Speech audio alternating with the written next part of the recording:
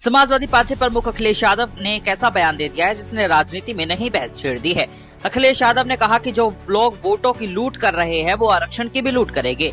इसी के साथ उन्होंने महिला आरक्षण बिल को लेकर भी जिक्र किया और चुनाव प्रक्रिया पर भी सवाल उठा दिए। अब सवाल उठता है, आखिर अखिलेश यादव किसकी तरफ इशारा कर रहे हैं? क्या विपक्ष को चुनाव आयोग और चुनाव प्रक्रिया पर भरोसा नहीं रहा? और सबसे बड़ा सवाल, क्या आने वाले चुनावों में आरक्षण और वोटिंग सबसे बड़ा मुद्दा बनने वाला है? आज के इस वीडियो में हम आपको पूरी राजनीति, पूरा बैकग्राउंड और जनता के नजरिए के बयान समझाने वाले हैं। तो सबसे पहले समझते हैं कि अखिलेश यादव ने कहा क्या है। उन्होंने भाषण में कहा कि अगर वोटों की चोरी हो सकती है तो आरक्षण भी सुरक्षित नहीं है। यानी कि उनका सीधा आरोप है कि लोकतांत्रिक व्यवस्था कमजोर की जा रही है। अब ये बयान ऐसे समय में आया है जब विपक्ष लगातार चुनाव प्रक्रिया पर सवाल उठा रहा है।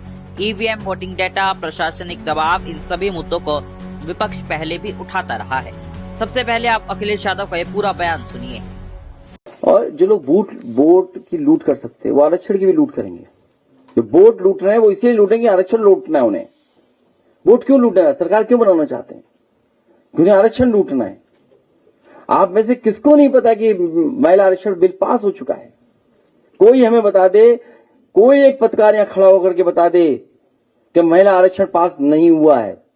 कोई हमें बता दे। जितनी हमारी बहनें खड़ी वो बता दें कि महिला आरक्षण नहीं पास हुआ है।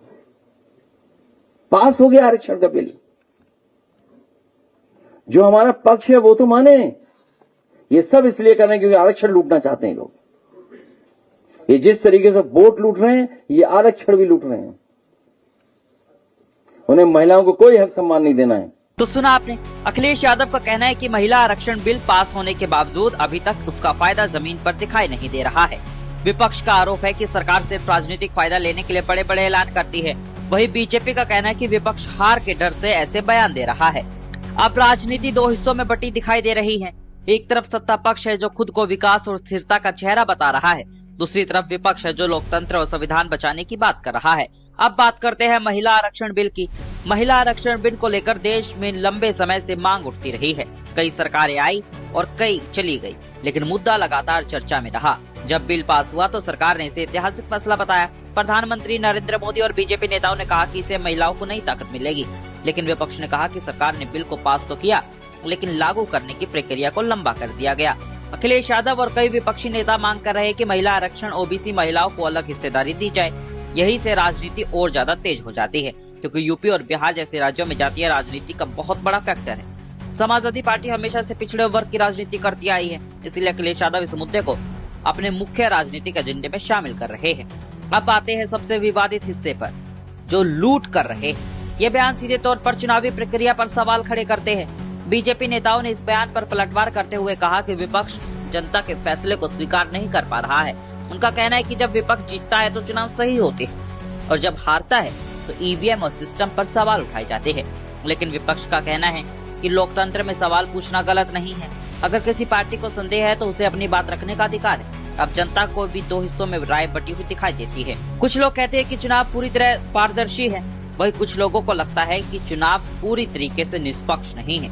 चुनावों में धांधली होती है। सोशल मीडिया पर भी यही बयान तेजी से वायरल हो रहा है और कई लोग अखिलेश यादव का समर्थन कर रहे हैं तो कई लोग अखिलेश यादव के बयान की आलोचना करते हुए दिखाई दे रहे हैं। अब सबसे अहम सवाल खड़ा होता है, क्या यूपी की राजनीति पर इसका असर पड़ेगा? उत्तर प्रदेश देश की सबसे बड़ी राजनीतिक प्रयोगशाला माना जाता है, जहां जाति, धर्म, आरक्षण और युवा सभी बड़े मुद्दे हैं। अखिलेश यादव लगातार युवाओं, पिछड़ों और किसानों को जोड़ने की कोशिश कर रहे हैं। वहीं बीजेपी राष्ट्रवाद, विकास और हिंदुत्व के मुद्दे को लेकर आगे बढ़ रही है। ऐसे में आरक्षण का मुद्दा बेहद संवेदनशील हो जाता है। अगर विपक्ष यह नैरेटिव बनाने में सफल होता है कि आरक्षण खतरे में है तो इसका असर चुनावों पर पड़ सकता है। लेकिन बीजेपी भी इस मुद्दे को पूरी तैयारी में है। सरकार लगातार महिलाओं और गरीबों के लिए योजनाओं का प्रचार कर रही है। यानी आने वाले समय में यूपी की राजनीति और ज्यादा आक्रामक दिखाई दे सकती है। अब बात करते हैं जनता की। ग्रामीण इलाकों में आरक्षण आज भी बेहद बड़ा मुद्दा है। सरकारी नौकरी, शिक्षा और राजनीति, हर जगह आरक्षण का सीधा असर पड़ता है।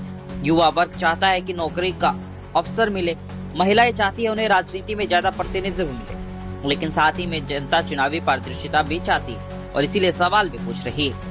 यानी साफ है, आने वाले चुनावों में भावनात्मक मुद्दे बहुत बड़ा रोल निभाने वाले हैं।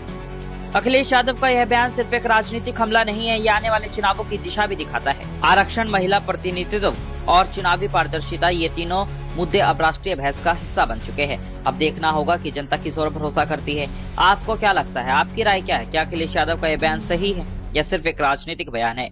यूपी में बाबा का चौका लगाएगी बाबा या फिर अखिलेश की साइकिल तोड़ेगी? अपनी राय कमेंट बॉक्स में जरूर दें। वीडियो पसंद आया हो तो वीडियो को लाइक करें, शेयर करें और चैनल को अभी सब्सक्राइब करें। Bureau report, Hindustan 9, Uttar Pradesh.